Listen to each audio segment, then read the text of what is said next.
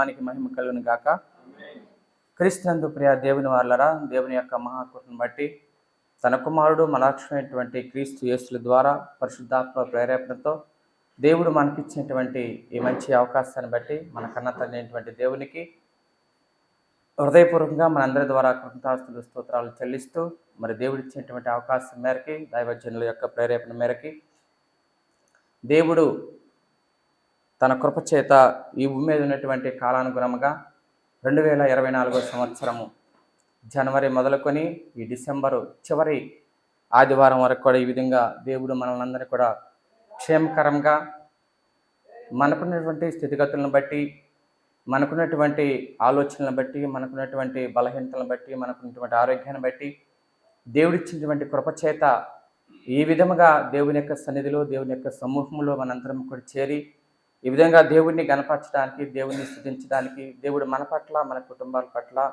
మన సమాజం పట్ల చేసినటువంటి మేలుకి కృతజ్ఞతగా దేవునికి కృతజ్ఞత చెల్లించడానికి దేవుడు ఇచ్చినటువంటి అవకాశాన్ని బట్టి మరొకసారి దేవునికి తండ్రి అయినటువంటి దేవునికి హృదయపూర్వక వందనాలు తెలియజేస్తున్నాను. ఇలా సమయంలో ప్రత్యేకంగా చేరి వచ్చినటువంటి మీ అందరికీ కూడా పేరు పేరున హృదయపూర్వక వందనాలు తెలియజేస్తున్నాను. అలాగే దైవజ్ఞులు అన్నగారికి దేవుడు నిజంగా మరి ఇప్పటి వరకు మనం బ్రతికున్నామంటే అది దేవుని యొక్క దయ, ప్రేమ, కరుణ. దేవుడు ఎన్నో మేలులు, ఎన్నో అద్భుతాలు, ఎన్నో విధమైనటువంటి విధాలుగా దేవుడు మనల్ని కాచి కాపాడుతూ అనేకమైనటువంటి శోధనలు, బలహీనతలు, అనేకమైనటువంటి భయంకరమైన పరిస్థితుల నుంచి కూడా ఆయన తప్పిస్తూ ఈ విధంగా మనం నిలబడి ఉన్నామంటే దేవుని సన్నిధిలో అది దేవుని యొక్క కృప అనే విషయాన్ని నేను నమ్ముచున్నాను పిల్లరా. అదేవిధంగా దేవుని బిడ్డలైనటువంటి మనందరం కూడా ఒకరి పట్ల ఒకరము ప్రేమ, అనురాగం కలిగి దేవుని సన్నిధిలో, దేవుని యొక్క సమూహంలో ప్రార్థిస్తూ ఈ విధంగా మనం ఉన్నామంటే అది దేవుడు ఇచ్చినటువంటి సంకల్పము, దేవుని యొక్క ప్రేమ, ఆప్యాయత అనే విషయాన్ని మనం జ్ఞాపకం చేసుకోవాలి. ప్రత్యేకంగా దేవుడు నా పట్ల, నా కుటుంబం పట్ల చేసినటువంటి మేలులు ఎన్నో అద్భుతాలండి ఈ సంవత్సరం. అదేవిధంగా దేవుడు కూడా ఎన్నో కీళ్ళు కూడా చేశారు. దాన్ని బట్టి కూడా దేవుడి నామానికి నేను వందనాలు తెలియజేస్తున్నాను. ఎందుకంటే మేలు చేసిన వాడు కీడు చేస్తాడు. అది మన అవివేకాన్ని బట్టి అవ్వచ్చు, మనకున్న బలహీనతలను బట్టి అవ్వచ్చు, లేకపోతే మనం చేసేటువంటి తప్పుడు పనులను బట్టి కూడా అవ్వచ్చు. ఇది నేను నమ్ముతున్నాను. ఎందుకంటే నేను చేసినటువంటి భయంకరమైనటువంటి ఒక పాపం నిమిత్తమే నేను శిక్ష పొందాను, అది నాకు తెలుసు. అదేనప్పటికీ కూడా దేవుడు మరలా దేవుని సంధిలో ఒప్పుకొని, దేవుని సంధిలో ప్రాధేయపడి, అయ్యా నేను తెలుసో తెలియకో చేసినటువంటి పాపంకు ప్రాయశ్చిత్తంగా నీవు క్షమిస్తావు అనేటువంటి విధంగా దేవుణ్ణి, ఎందుకంటే మనకు దిక్కు ఆయనే కాబట్టి ఈ లోకంలో ఎవరికి చెప్పినా, ఎవరిని ఆశ్రయించినా మనకి ఆశ్రయం రాదు, మనకి సమాధానం రాదనే విషయాన్ని మనందరికీ తెలుసు. కాబట్టి ఆ విధంగా దేవుడు ఆనాటి నుంచి ఈనాటి వరకు కూడా దేవుడు ఎంతగానో కాపాడుతూ తన ప్రేమ చేత, తన కృప చేత, తన బిడ్డల ద్వారా అందించినటువంటి ఈ లేఖనాలు ఉన్నటువంటి సారాంశం ఏమంటే ఆదికాండం నుంచి ప్రకటన వరకు ప్రకటన గంధం వరకు ఉన్నటువంటి 66 పుస్తకాలు ఉన్నటువంటి జ్ఞానము గాస్తో గుస్తో దేవుని బిడ్డల ద్వారా నేను పొందుకున్నాను. ఇంచుమించు 20 సంవత్సరాలు సత్యములోకి వచ్చండి. అంతకుముందు నేను నామకార్థంగా ఏదో పండగలకో, లేకపోతే నిజంగా చెప్పాలంటే నామకార్థంగా కాదు, కానీ నాకు వచ్చిన దగ్గర నుంచి అంటే 10th క్లాస్ అయిపోయిన తర్వాత హైదరాబాద్ ప్రాంతం నేను రావటం జరిగింది. 1987లో నేను ఈ ప్రాంతానికి వచ్చాను. హైదరాబాద్ ప్రాంతంలో నేను అడుగు పెట్టాను, హైదరాబాద్ మహాపట్నంలో. అప్పుడు కుబ్దలాపూర్ అనేటువంటి ఒక ప్రాంతం ఉంది. అక్కడ మా సహోదరులు ఉండేవాళ్ళు. అక్కడ నేను రావటం అంటే 10th ఫెయిల్ అయ్యానండి. ఫస్ట్ ఒక సబ్జెక్ట్ పోయింది. వచ్చిన తర్వాత ఇక్కడ చింతల ట్యూషన్ చెప్పించుకుంటూ వారితో కలిసి దేవుని సన్నిధిలో నడవటం జరిగింది. అంతకుముందు ఊరిలో ఏదో పండగకు నామకార్థ క్రైస్తవంగా వెళ్ళి వస్తూ ఉండేవాళ్ళం. అంత భక్తి, అంత నీతి ఉండేది. కానీ యథార్థత ఏంటంటే మా తండ్రి గారు పడుకునేటప్పుడు అందరిని కూడా నుంచోబెట్టి ప్రార్థన చేయించి, అంటే ఇప్పుడు ఫోటోలు కూడా ఉండేయండి అప్పుడు, అంటే వాళ్ళకి తెలియదు కాబట్టి ఆ ఫోటోల దగ్గర ప్రార్థన చేసుకుని పడుకునే వాళ్ళం. ఆ విధమైనటువంటి నామకార్థ భక్తి జీవిస్తున్నటువంటి ఆ దినాల్లో 10th అయిపోయిన తర్వాత ఈ హైదరాబాద్ ప్రాంతం జరిగింది. తర్వాత ఇక్కడ ట్యూషను చెప్పించుకుని 2 నెలలు ఇక్కడ మళ్ళీ డ్యూటీ చేస్తూ, ప్లాస్టిక్ కంపెనీలో డ్యూటీ చేస్తూ ఆ 2 నెలలు ఇక్కడ ఆ ట్యూషన్ చెప్పించుకుని మళ్ళీ తిరిగి ఎగ్జామ్ రాసి పాస్ అయిన తర్వాత ఐటీ చేయటం జరిగిందండి. అది గుంటూరు జిల్లా రేపల్లె ప్రాంతంలో. ఐటీ అయిపోయిన తర్వాత మరలా 2 సంవత్సరాలు రాజమండ్రి ఆయా ప్రాంతాల్లో మా బావగారు గవర్నమెంట్ జాబ్ చేస్తూ ఉంటారు, అంటే గ్రౌండ్ వాటర్ డిపార్ట్మెంట్, భూగర్భ జల శాఖ అని. అందులో ఏదైనా ఒక అవకాశం ఉంటే అందులోకి నడిపిద్దామని చెప్పేసి అక్కడ తీసుకువెళ్ళడం జరిగింది. అక్కడికి వెళ్ళిన తర్వాత సంవత్సరంలో అంటే నేను కొత్తగా అక్కడక్కడ చెప్తూ ఉన్నాను, ఎందుకంటే అన్న చెప్పింది ఈ సంవత్సరం జరిగిన మీలు అని చెప్పారు.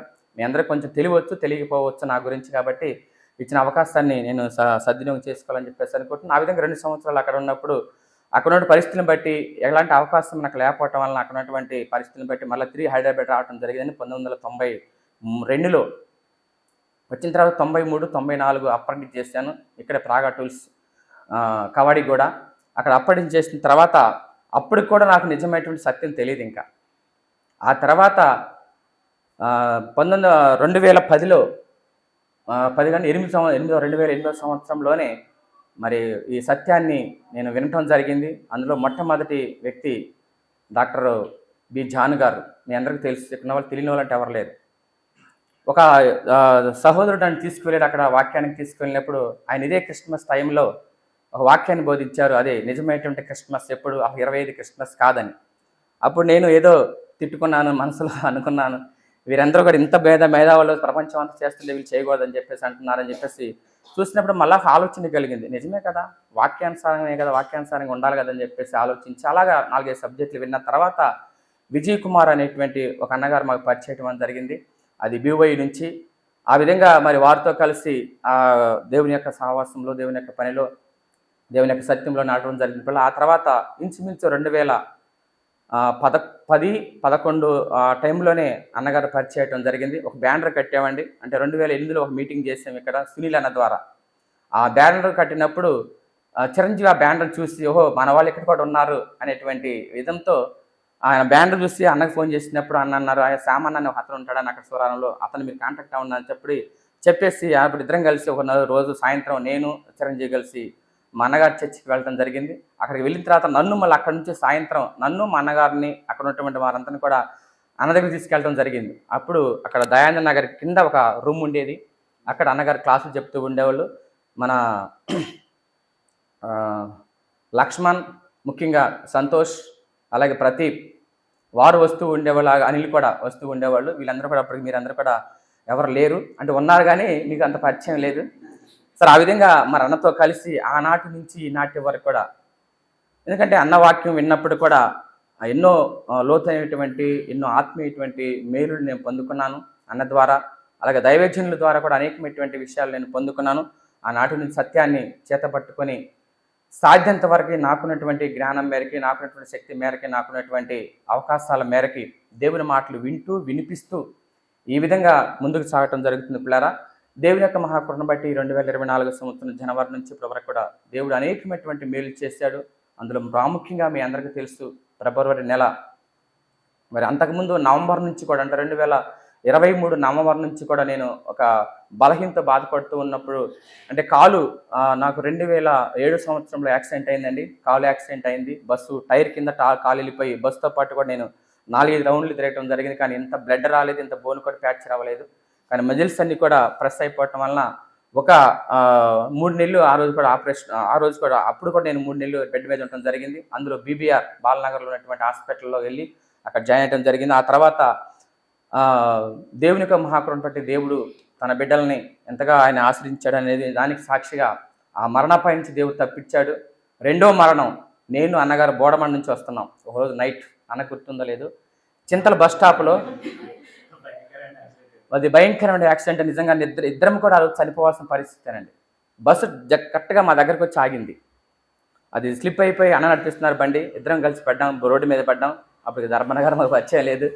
పడ్డప్పుడు పాపం అన్నగారికి చాలా దెబ్బలు తగిలినాయి, నాకు కూడా కవ్వు దెబ్బలు తగిలినాయి. కానీ మరి అదే ఆ బాధతో లేచి మళ్ళీ బండి నడిపించుకుని వచ్చి ఇక్కడ సురారం ప్రాంతంలోనే వచ్చి అన్న వైద్యం చేసుకోవడం జరిగింది పిల్ల.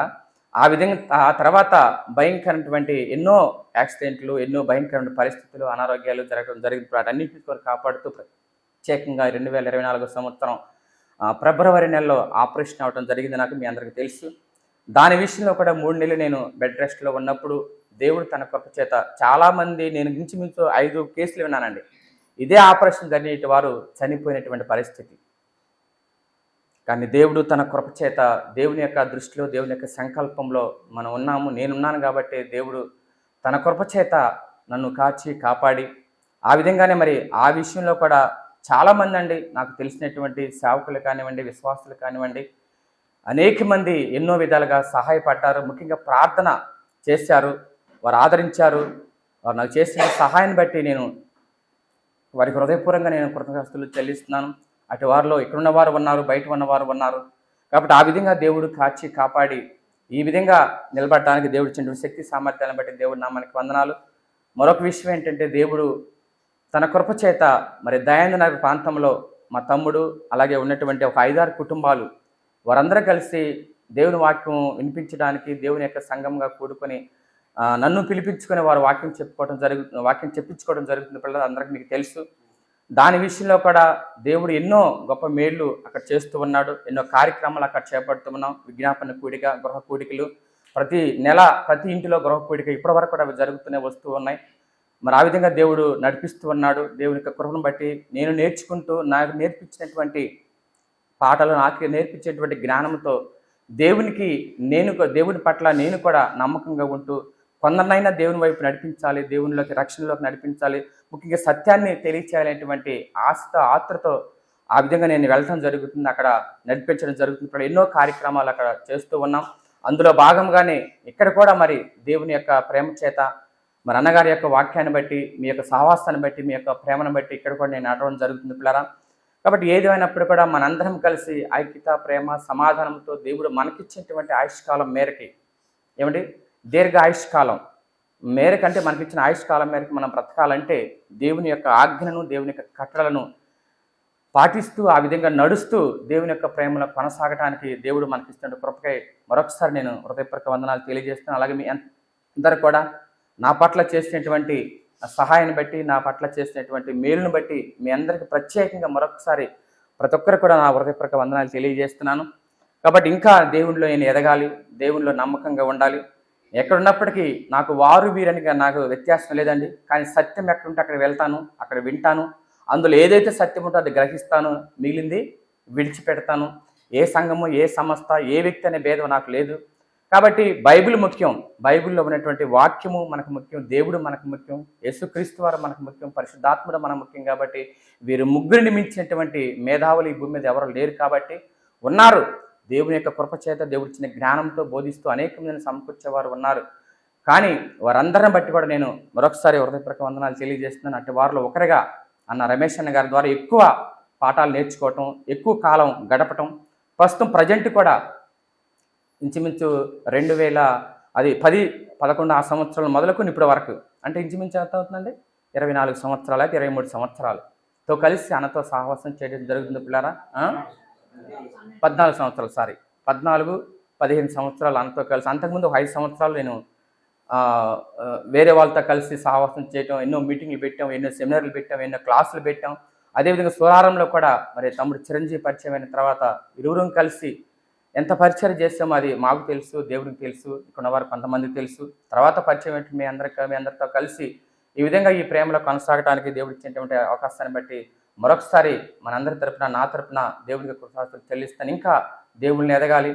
సాధ్యంత వరకు నాకున్నటువంటి అది ఆర్థికంగా కానివ్వండి, శారీరకంగా కానివ్వండి, ఆత్మీయంగా కానివ్వండి, ఏదైనా కూడా నేను సహాయం చేసేంత వరకు నమ్మకంగాను సహాయం చేస్తూ ఆ విధంగా దేవుని పనిలో ముందుకు సాగుతూ అనేక మందికి సహకారంగా ఉండాలని హృదయపూర్వకంగా కోరుకుంటున్నాను.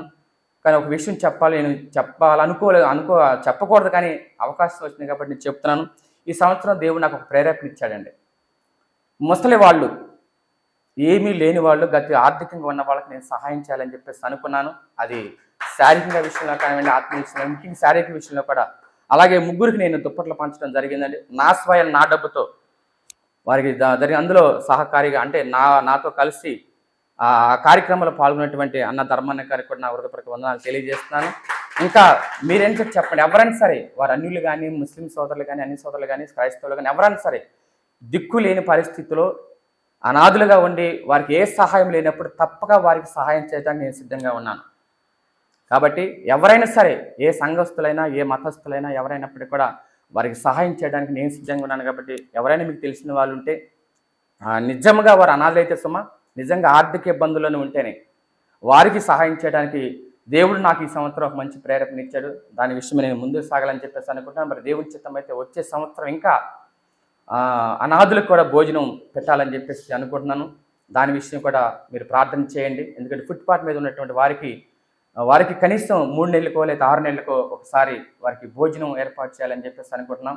దాని విషయం కూడా ప్రార్థన చేయండి. తప్పక మరి దేవుడు ఈ కార్యక్రమాలన్నీ కూడా చేపడుతూ దేవునిలో ముఖ్యంగా ఆత్మీయంగా ముందుకు సాగుతూ దేవుని యొక్క రాజ్యానికి, నిత్య రాజ్యానికి వారసత్వం పొందుకునే అవకాశాన్ని దేవుడు ఇవ్వాలని చెప్పేసి మరి నా పరిచర్య విషయమే, నా విషయమే, నా కుటుంబ విషయమే కూడా ప్రార్థన చేయండి. ప్రత్యేకంగా మీతో కూడా దేని విషయంలో కూడా నేను తొలగిపోకుండా నమ్మకంతో మీ అందరితో కలిసి ప్రేమ ఆప్యాయతలతో ముందుకు సాగే విధంగా దేవుడు అటు కృపను అనుగ్రహించాలని చెప్పేసి కోరుకుంటూ ఈ మాటలు నేను ముగిస్తున్నాను. దేవుడు తన మాటలను మన వీటిలో దీవించి ఆశీర్వదించును గాక.